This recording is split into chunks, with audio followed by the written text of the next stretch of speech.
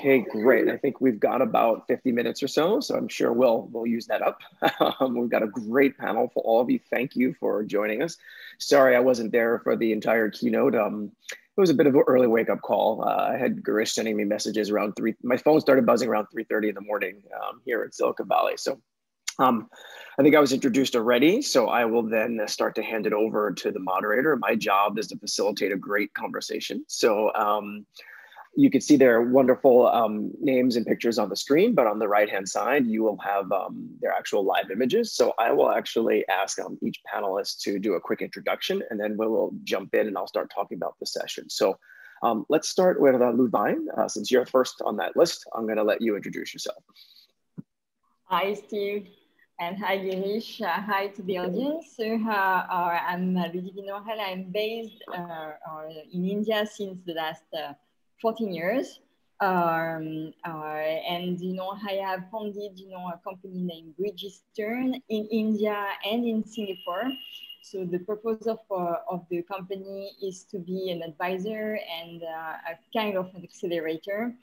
We, give, support to ventures to actually develop their strategy, go for fundraising, to be investor ready as well, and obviously to do the link with how to progress, in their life with investors. We are also, working very closely with investors, in that, in the other way around. And we do invest, time to time, from our, Singaporean vehicle, only in companies where we have been very hands-on into the strategy. So we know them, inside out. And we can take the decision, to invest when we have like a window shop. It's a small, venture. It's, I'm also, an entrepreneur, as well.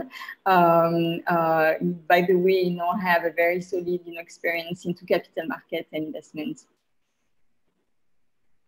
Great, thank you. And my list is a little different than the list on the order, so I'll just call them on the order here on the slide. So let's start up with Rajiv.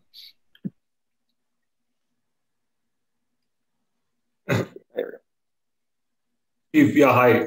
Hi, everyone. Steve and Girish, thanks for having me over. It's a pleasure to be here. My name is Rajiv. I run an early stage tech fund called Arali Ventures. We're based out of Bangalore in India. We invest into seed stage enterprise tech companies, i.e. B2B tech companies. So we do check sizes between 100K to 400K USD. We've been in business for about 2 years. We've made about 8 investments till date. Prior to this, we used to run an advisory firm called seedX, which again used to help early stage venture raise capital. And our backgrounds are more operator-like. We have not been fund managers by background. We've spent about 16 years in the industry building companies, scaling companies in the tech and services space. After which, we came here. I would love to say that I'm also a mountain climber like Steve, but the good news, Steve, is with this 86 centimeter, at least some of us can claim that maybe that much we can do. The rest of Everest, since you have done. That's awesome. Well, I can throw in some mountain climbing questions later. It's a long, complicated history I have with that mountain. So we can get on that at a different point. If you follow my blog over the years, I've been going there for 20 years and blogging about it. So, which has then been thus bringing me to India for both work and pleasure as well. Okay, great. Thank you for that. And before we jump into the questions, we have one last panelist, last but not least, Sunitha. And before you introduce yourself, to give you context, most of the people in the audience know me. I talk a lot. I'm very loud. So last year at this event, I lost my voice because Girish had me singing at 3 o'clock in the morning, Zingat and everything else. So the next day I fly to Bangalore, and my first meeting at 8 a.m. is with Sunitha. And my partner had to go. I couldn't talk.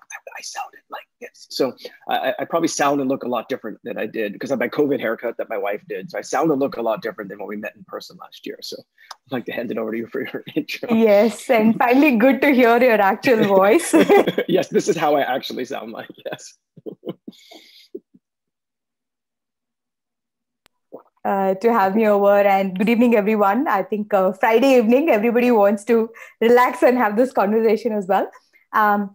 Quick background, I head the early stage business of LetsVenture. Who's LetsVenture? We are an online platform for startups to raise funds. Actually, I will take a step back. We started off as an early stage platform for startups to raise funds. And so far, we've done over 320 plus transactions in the last 7 years.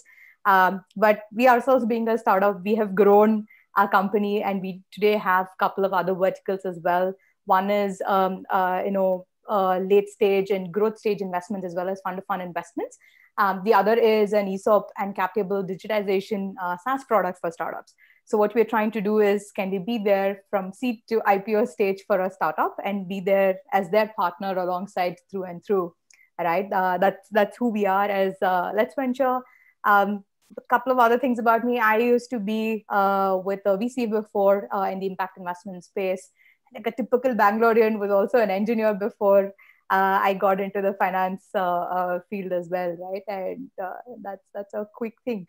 And I think while Rajiv mentioned 8 to 6 centimeters of doing mountain climbing, I think the current lockdown situations is 8 to 6 feet of walking itself is a big thing right now. With a lot of us actually have put on weight thanks to this scenario. Good point. Very good point. Okay, so thank you for that, Sunitha. And I had the pleasure of being able to recruit this great panel, and my first question is representative of actually that.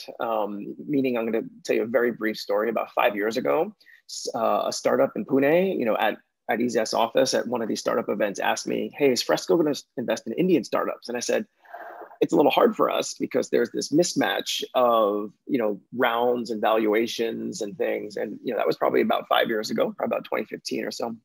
So over those 5 years, I've been coming to India a lot. I've met the three of you. I've watched your businesses grow.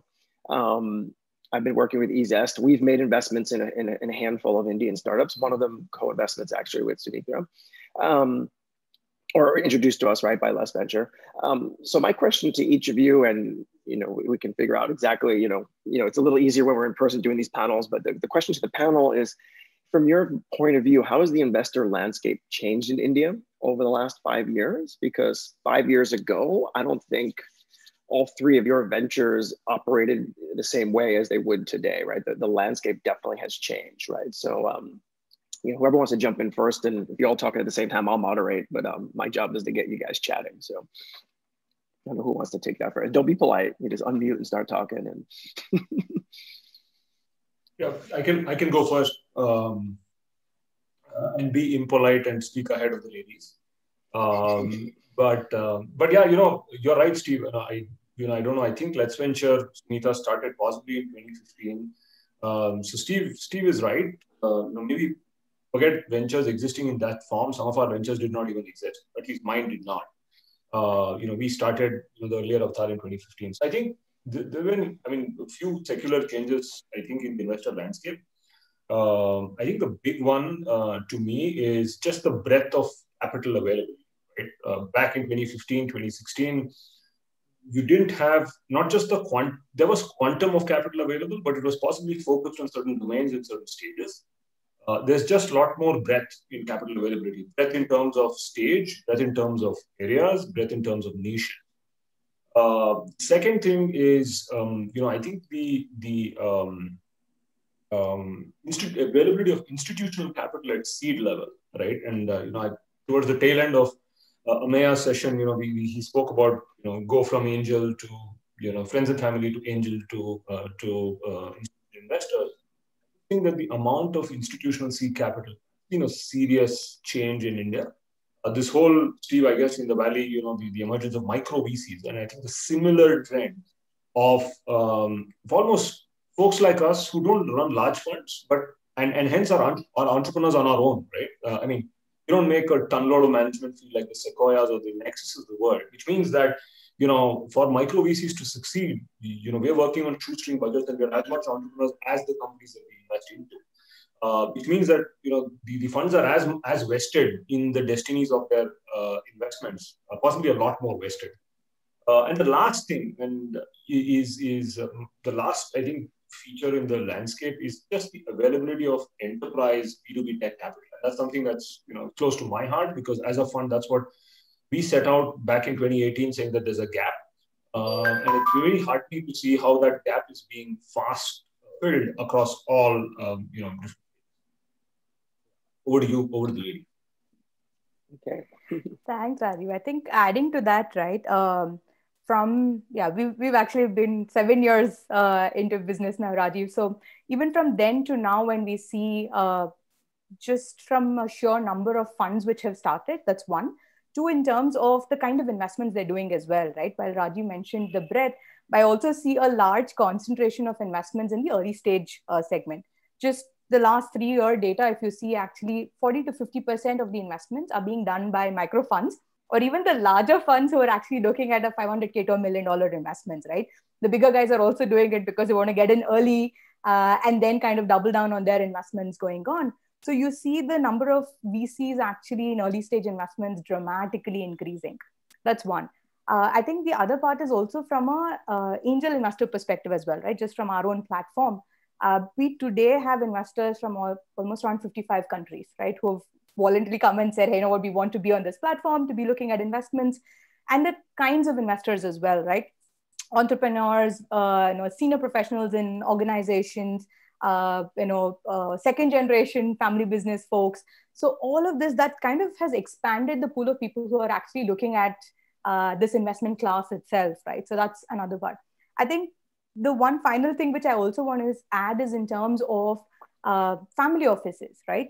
We do know they've always been a little more risk averse, but I think we're seeing that change a lot as well, where family offices are actually putting their hand into startup investments.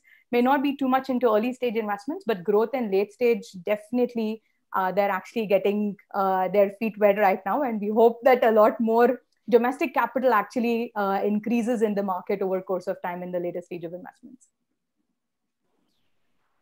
I will post you to that. I completely agree. With what has been said by Rajiv and Sunitha. It's true that 5 years ago, in the newspapers or portals, we were hearing about the big names, and who invested into startup. But now, the landscape, has grown so much, and India has been really put on the map for investors at large, globally.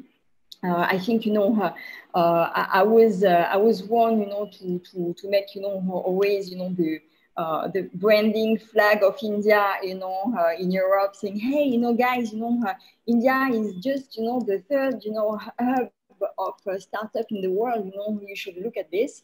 I think now it's completely under the radar. Still, we have progressed doing so. I think there is scope for attracting more investors globally. But true that also domestic investors and micro VC and family offices, the number of the ticket, the diversity of ticket, size in terms of business angels as well. So business angels were very, very small, type of ticket size. So and that were just a category. Now the ticket size is also very much diverse.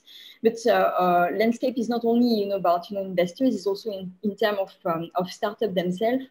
I've been very impressed, in this startup hub, global startup hub, in India, to see that many subjects to be tackled, and how the degree of maturity, the degree of diversity of startup that we have in India, and that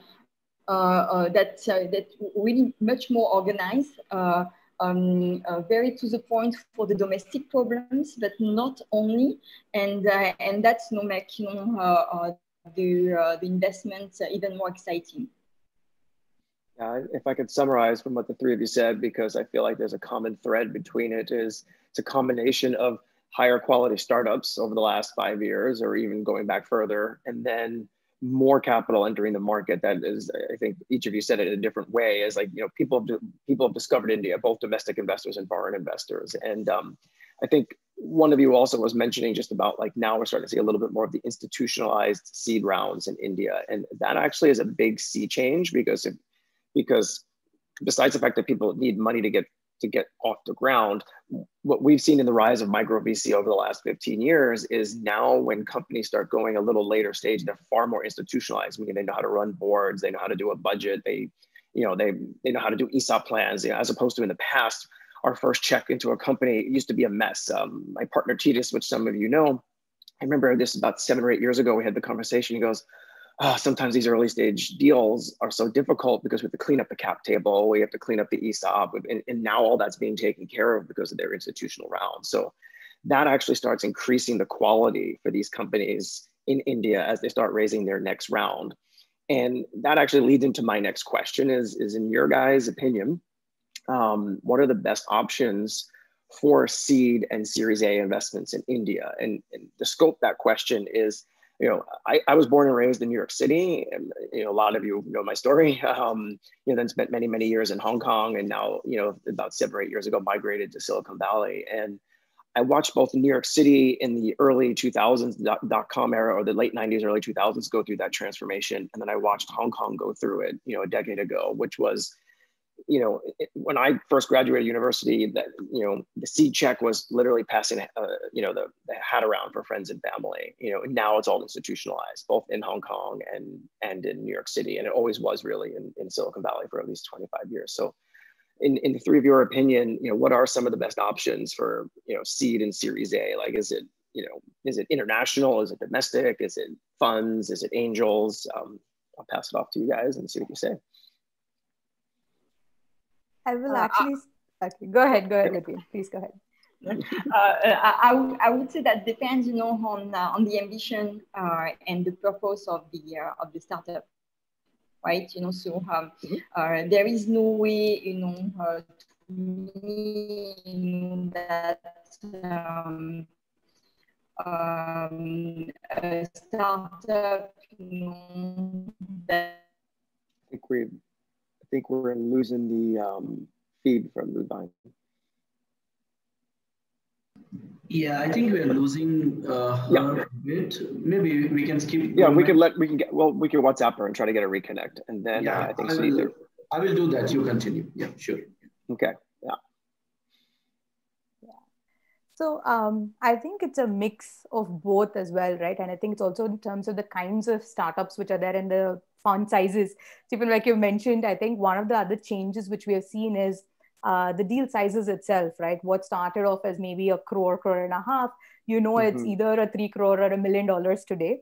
If you're a slightly more senior entrepreneur or a serial entrepreneur, you do a direct $1 million to $2 million.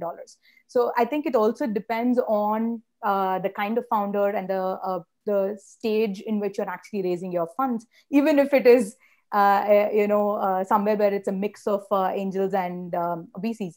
And I think as a startup, one of the things which they need to think through is why do you want the money? Amey also kind of brought it up in his last session to say you shouldn't build your business for raising money, but you're actually making money through your customers, and this is just kind of helping you in your growth, right? So from that aspect, when you actually take a step back, you'll then see what is this money actually needed for, and who should I raise funds from, right? So if it's really early stages and you are new to certain aspects, you also want to have people who can support you on those things, right? So that's where your angels to an extent come into picture, where people could be from different domains, people could be business experts in different segments, and actually support you through that journey for you to get your next round, right? So that culmination of angel group actually then makes a lot more sense. But if you are looking at, say, even a $500K to $1 million first round, then I will say do a mix of both a VC plus angels, because then you also have somebody who's done a slightly larger quantum, who also has a capacity to write in a larger check for your next round as well, right? So you will do a culmination of both when you're looking at your round sizes there. And just from a foreign perspective, I think it's also about what is it that you're looking for from a foreign investor, right? I think it's about, do I want connects because of which I want to grow in an international business?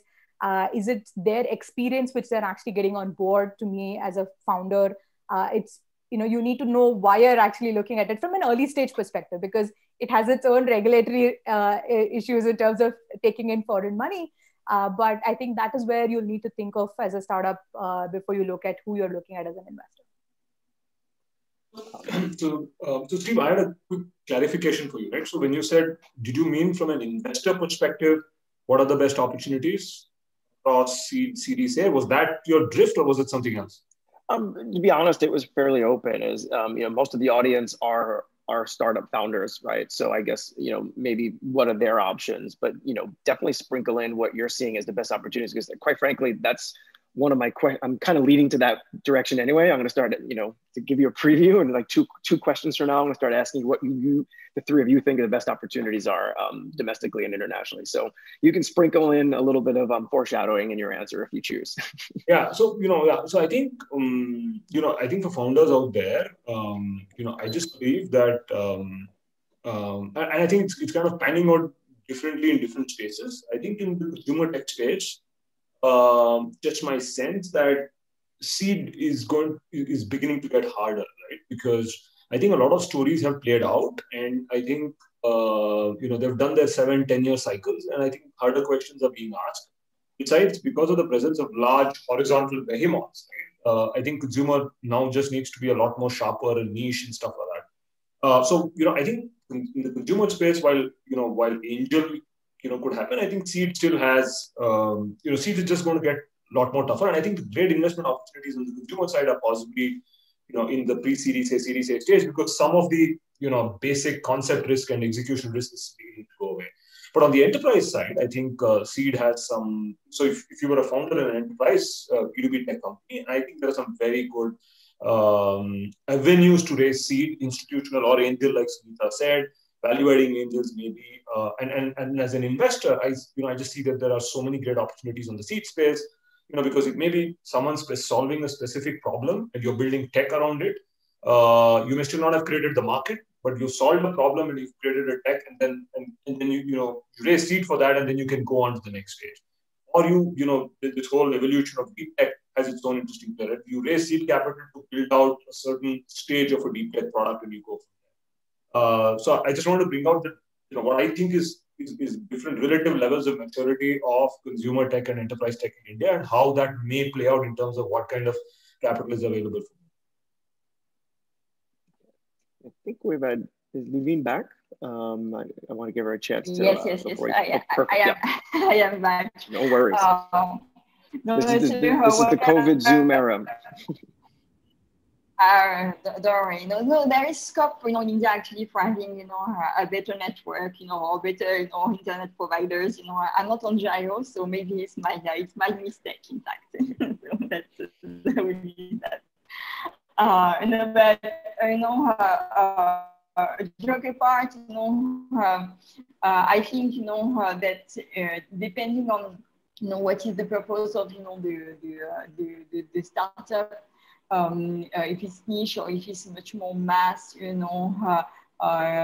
it's, again, something B2B, B2C, D2C as well, will be different. So before raising, funds, anyway, I think, know your product, know your target, and find investors, that are, making sense, for your venture. This is very trivial, but yet, many startups are not doing this work necessarily, so they are a bit lost, in this question sometimes, because that requires a mapping, right? So the matchmaking between an investor and a startup depending, the stage, the product, the geography. It's a lot, so it's a lot of time to spend, to map correctly, because if you do that, then you have more chances, to address correctly your investor, to pitch, the right way, and to be successful, to get the funding, So, I would see that, from this angle. Okay. Yeah. At the very end, you cut out there, but I think we got it all.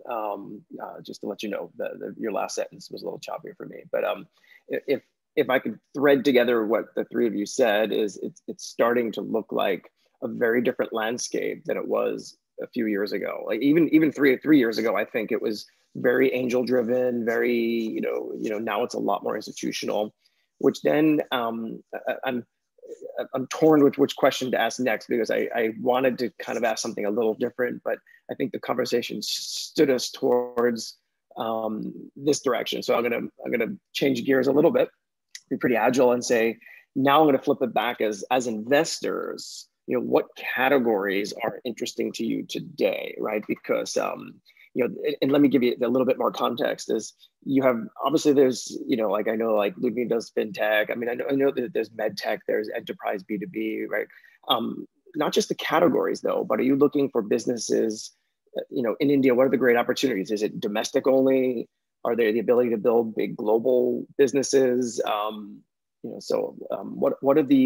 What are the investor opportunities that you're seeing as an investor, from both category, geography, and scope?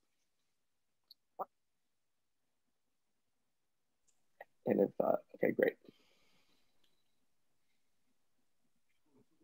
I can go first. Sure thing. So I think, Steve, we do B2B tech, right? So my answer is within that ring fence. So I think within the enterprise tech space, the market is maturing fast. I think over the general preference, right, very clear preference, is that products and solutions that are building not just for Indian markets but also for global markets. No two ways about that. 2 years ago that was like an absolute strident call, because the Indian B2B buyer market did not have that kind of maturity and depth.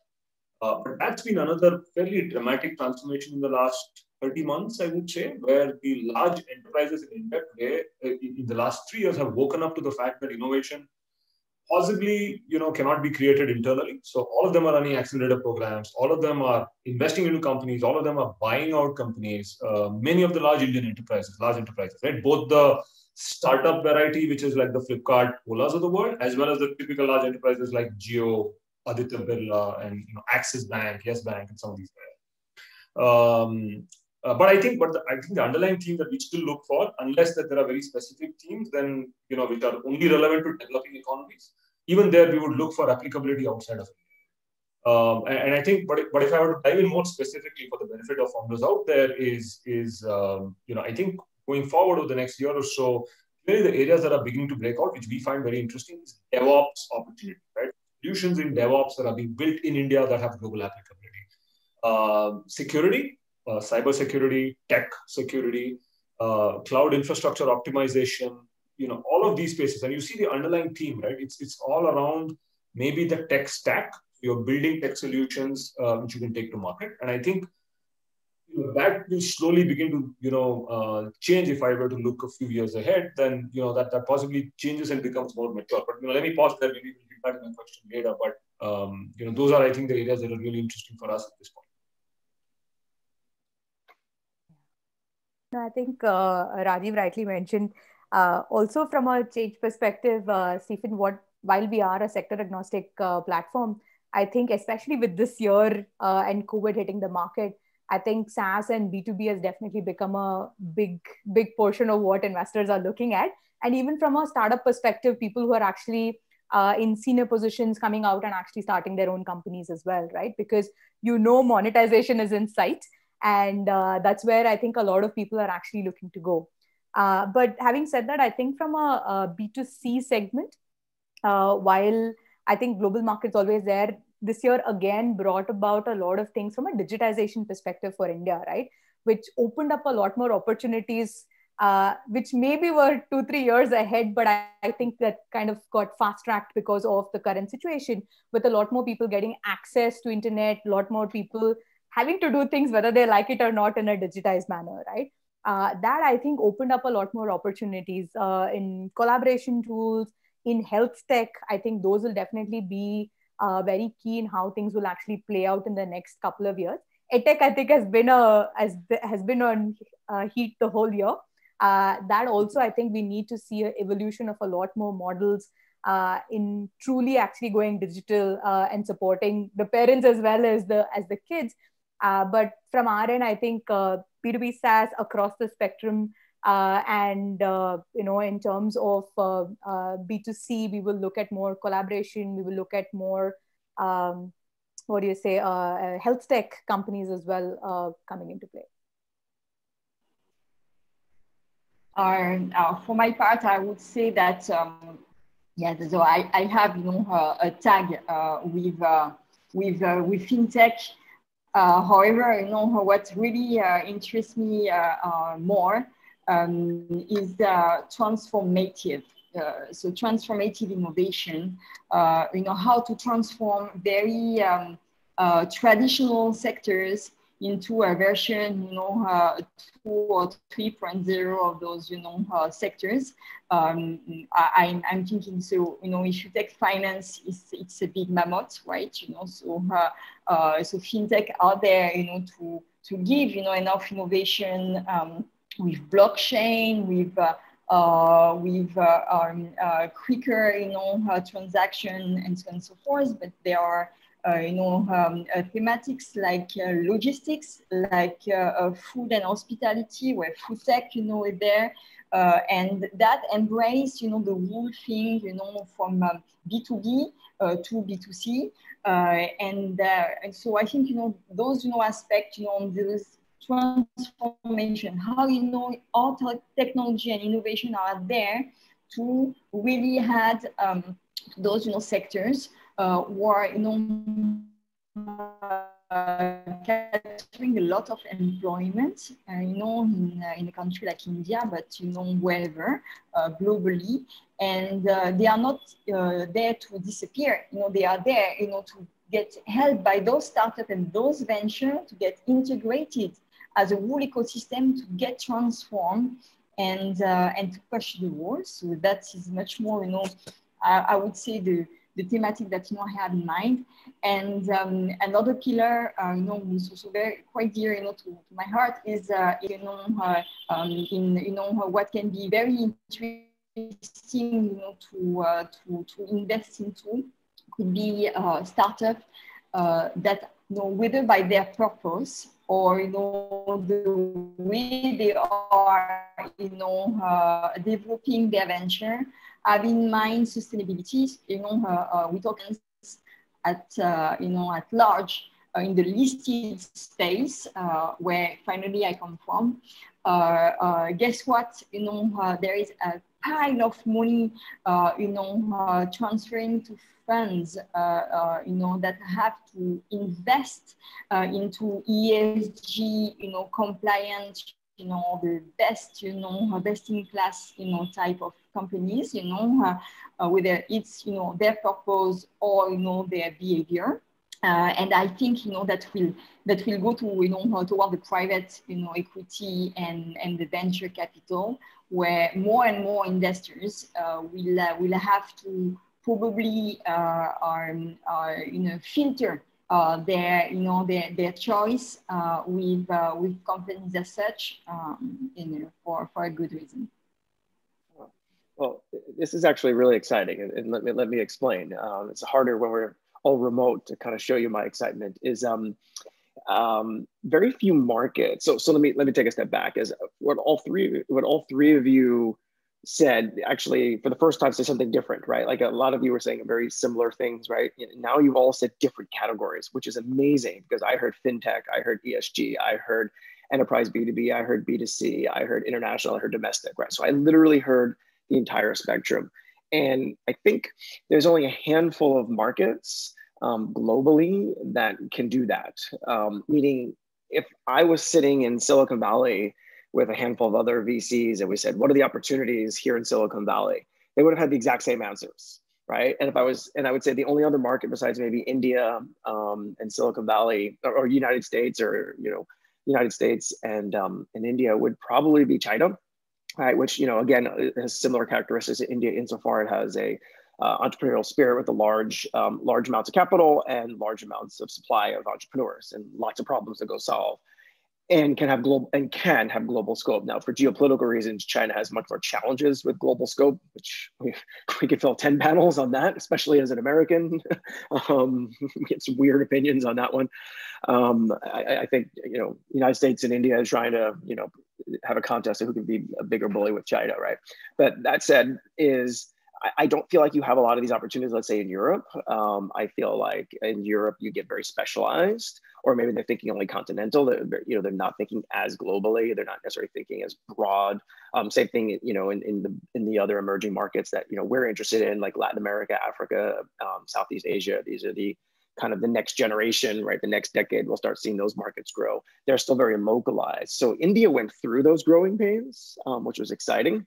So my next question kind of, which was the previous question I wanted to ask, but it was great because this was a great bridge to it, is, looking at Flipkart, you're starting to see a combination of, like something like a Flipkart that was, sold to an American company, mega valuations. You also see very domestic specific companies. You also see things like Oyo, which were domestic that expanded abroad.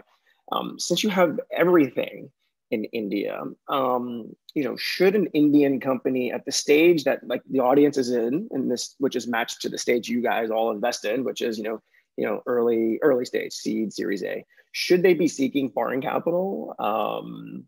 And if so, why? I mean, is it, or is it, I'm sure the answer is it depends, but I'd like to hear all your opinions on it.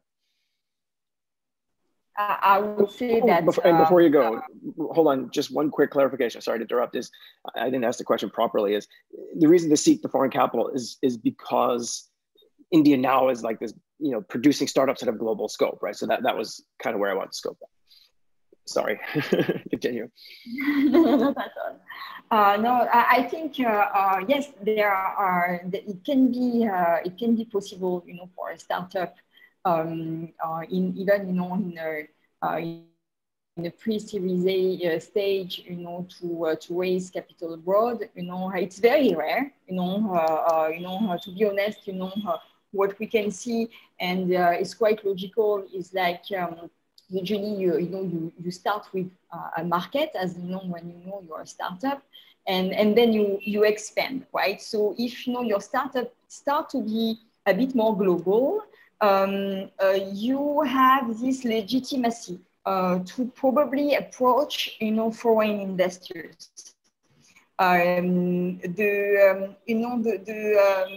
The problem is like, foreign investors, when you approach them and you're not that global, or you not do sufficient, activities within their boundaries, their borders, at least, they won't necessarily consider you. So they will probably, put you under their radar, but they won't, sign a check. The reason is like simple, they have to run a fund with a mandate, so if you are not, in that mandate, it's very difficult. So luckily, we have more and more, funds that are, focused, globally and on early stage. So those ones can be approachable.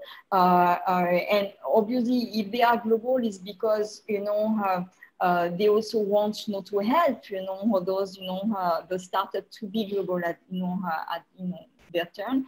But otherwise, if you stay pretty regional or pretty domestic, for me, there is no credibility, to approach a foreign investor.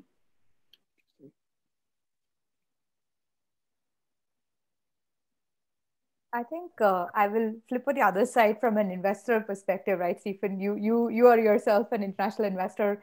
When you look at an early stage startup, if you do not have a presence in India, I think you will then bank on somebody else who's also a credible name or other investors alongside for you to be able to take that first step, which means in an early stage, it might not be as easy to get that big name where you're comfortable with as well. So normally, first rounds, domestic is easier to be able to close off. And the next round actually, along with a foreign investor, becomes easy to approach as well. Even though I might want my first investor to be a foreign investor, it is easier to approach and close when I know I have either built enough traction because of which they also have that conviction on my business. Two is also where they also see other people who they know and are aware of who are co-investing alongside as well, maybe, right? So that's something which I would look at from an investor perspective today, because even investors today on our platform, like I said, a lot of foreign investors, but if they don't have feet on ground here, they're a little uncomfortable. So they would want to see who else maybe is doing the diligence, who else knows and understands the space for them to co-invest in the early stages, right? So I would look at it from that aspect. Yeah, and I think that's a great point, Sunitha, and I fully agree, right? Is that, it's hard for a seed stage startup in India to raise or get access to a foreign investor. But that's where, Steve, my earlier point on the emergence of a whole bunch of micro VCs and greater institutional seed capital being available is a good thing for founders, foreign investors, technically. But round one, like Sunitha said, is possibly got to be domestic, even if the market is truly global, because there is a certain need of legitimacy that possibly is not there.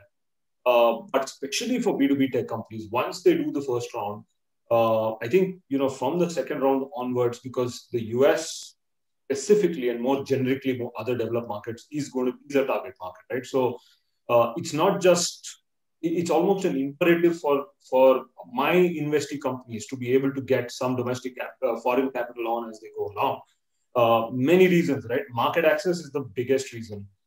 Access to playbooks. I mean, for however smart we might be, there are folks like you out there and a whole bunch of funds who have access to different sorts of playbooks to grow, to build out the business model, to find growth hacks, right? And just in terms of buyer acceptability, enterprise acceptability, I think it's a great conversation to have, to say that we've got ABC investor from Silicon Valley, someone from the East Coast, whatever that might be.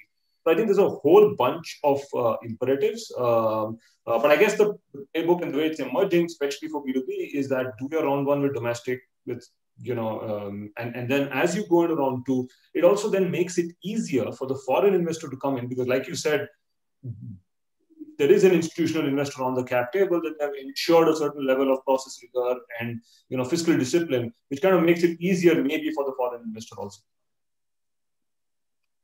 Okay, cool.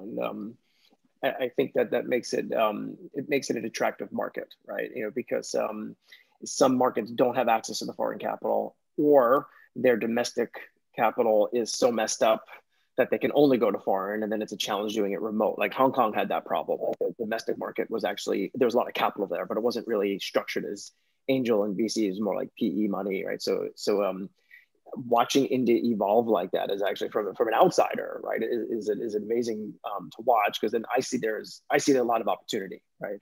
Hence why I keep engaging with the market. And it's great hearing that all of you really have a very similar opinion on that, right? If all of you kind of came back and said, no, like startups should have, their first round should just go to Silicon Valley, because like sometimes in some markets, that's what they say. They say, after you do your angel round, just go to Silicon Valley and raise money, right? Like, Eastern Europe is like that, where some of I have a lot of roots there from a business I founded there, helped found there a number of years ago, right? So it's great seeing that change in India. We have time for one or two more questions, and then we're going to start bumping up pretty soon. I told you guys this would go fast, right? We're going to start bumping up against the next panel. Luckily, I'm the moderator of that panel, so I have a little bit of control over that. But one more kind of our questions that I would have is, since there is opportunity for investors like myself, right? And I'm not asking this for selfish reasons. What advice do you have, scoping it obviously for our audience that's listening, right? But what advice would you have for a foreign investor, right? And I ask this not selfishly, meaning is if you could, because I feel like I'm doing okay. Knowing that you have local entrepreneurs, at this event that might be so maybe I'll switch it out. They might be pinging foreign investors. Like, what would your advice really be to both parties, I guess, from that perspective, right? For the local entrepreneur, and then of course a foreign investor that's talking to a local entrepreneur. I'll go first again, Steve, with the selfish reason. Like be my guess. So I think advice. So I'll just stick to the advice to the foreign investor, if there is such a thing. I think that there is a lot of fear, like you rightly said. It just makes it hard for a foreign fund to come into India, and that is a constraint as we speak, right? I mean, investors such as yourself, if you come into India directly, then you've got to have Indian tax status, and that just poses a certain level of complexity, perceived and real, right? But I think there's only one way around it, which is that foreign investors have to stop fearing. This can be done. It might just be a little harder. It may be administratively more complex. As long as you have got a good tax lawyer, a good structuring lawyer, and good legal folks, I think the way to go is to start flowing through. And two sub aspects to that is, and this is where the selfish part comes in, right? Is that you possibly should partner with a domestic fund, domestic seed fund. Such as ourselves, right? Such as ourselves, because I think that makes a lot of sense, because you take away some of the fear, you take away some of the local nuances away.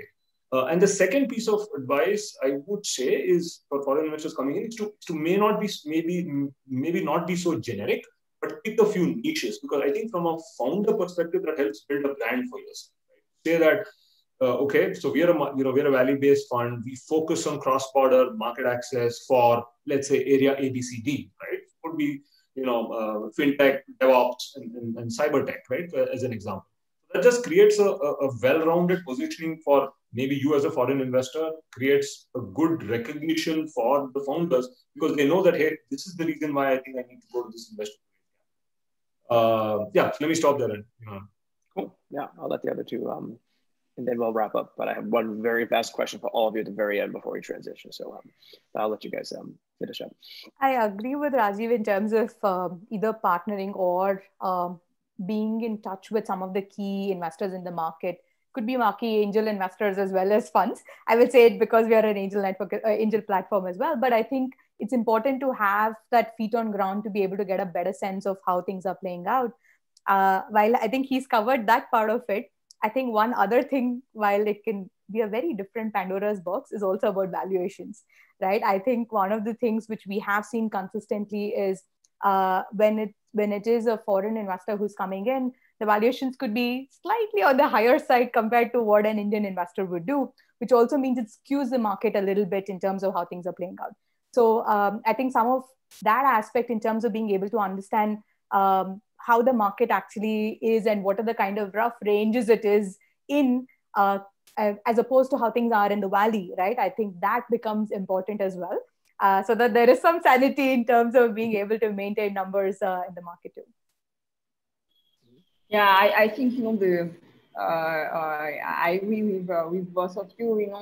It's the ecosystem power, so ecosystem doesn't mean just one pocket ecosystem and another pocket ecosystem. We have to make them communicate together. It's by the way, that's totally the purpose of the company that I created, like, is to create bridge, right? So necessarily when you create those bridges, it's better for the value. It's better for the due diligence, to have also a debate on different filters, with some landscape, for some startup, category can be very different in Silicon Valley and very different, in India. There is no plug and play, no perfect thing, that can stick to all the markets. So it's interesting to have this strong link with the ears, and little hands, I would say, on the ground, to advocate for one thing which is absolutely key in investment, is trust. it's about money, so money is about trust, so we should not forget that. So that's a very common theme, very common theme from the three of you, which I think is very appropriate. Before we thank you and say goodbye, I want to ask you in a lightning round one question. And I think you know it's coming because I warned you on email. So when lockdown is over, what's the first thing you're going to do? So in the perfect world where like a button was pressed and things were back to normal, I know that that's not going to happen that way. But what's the either the thing you miss the most, or what is the first thing you want to do? We'll go backwards order. Sunitha, you go first. Backwards order from the slide deck. Personally, I will take a break and go to the mountains, right? Definitely need a vacation, right? But I think from an overall perspective, meet people. I think business has definitely changed in terms of how they work. The meet definitely changes a lot of things in terms of how you do business. So that is definitely one of the things that should be done. At least my team, if not other people, at least the team, I think, is the most important thing. Sure. So Steve, yeah, I guess I'm a very old-fashioned guy. I love meeting people. Professionally, yes, but even just friends. So the first thing I'll do is just go back and spend hours and hours chatting with friends, which I would normally do. Also overdose myself on Indian street food, which is not that I'm not doing it, but I would overdose myself on it. I like it. So Steve, you know me, I love India. 14 years here, I can only love India for that, but yeah, I jumped, the next plane to go back to Europe and hug. So namaste is nice, but hug is also very good. I hug my family, who's been, very wondering about, COVID situation in India. And in fact, I'm much more worried for them, the other way around. So that's so that would be family and trip and hug. Yeah, I have a similar one. It's more of an obligation, and then actually what I want to do is, from New York, my 5-year-old daughter's 4 grandparents, my wife's parents and my parents, want to see their granddaughter after, going on a year now. So that would be my first move too. So with closing with that, there was 1 or 2 questions in the audience, which I actually think is probably more applicable for the next panel. So I'm going to hold them. So, we'll wrap up. Steve, I'm going to take your question as to what's going to happen to us after the lockdown is over. Yes. Okay. Please take this as an open invitation to all of you to meet in Hotel Rupali in Pune and have a big masala dosa with everyone. Yes, that was, I should probably change my background to the giant dosa. Absolutely, yeah. Good, but I would like to thank the panel. I'll give you the virtual round of applause. I know we're in a big room, we'd get a big standing ovation or something right now, but I'd like to thank 3 of you for spending the time this evening with us, coming together on relatively short notice. And thank you for your insights, and we hope to see you next time. Thank you so much. Thanks, Thank you, everyone. Thanks a lot. Thanks. Yeah. Appreciate it.